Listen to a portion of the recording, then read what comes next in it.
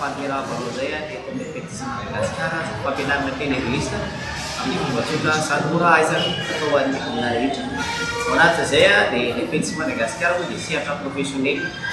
Masehatra professionnel anazy a dia tsy mitaky diplôme zay a, tsy mitaky niveau satria ny olona rehetra dia samy manana zo a mianatra langue avokoa. Ao anatin'izay a dia eto amin'ny Fety sy Madagasikara dia mametraka assurance zay hoe tsy maintsy mahay ao anatin'ny volana ny faharetany koa rehefa mahay fa misy assurance apetraka hoe tsy maintsy mahay ianao ao anatin'izay.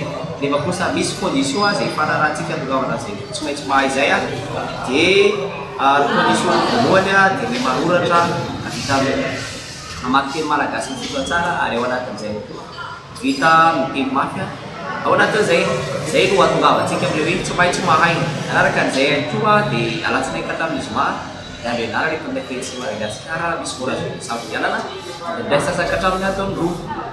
Toerana misy ny Fety sy Madagasikara moa zany a dia eto Garotera be Tanamboseka ampitan'ny Hofomanga ka ho anao tanora ho anao ray aman-dreny a zay maniry a hianatra teny anglisa ho an'ny ray aman-dreny zay maniry hampianatra ny zanany hahay teny anglisa dia tongava ato amin'ny Fety sy Madagasikara fa manome toky anao zay a fa tsy maintsy mahay ianao maraka an'ireo a fipetra zay apetraka eto amin'ny Fety sy Madagasikara.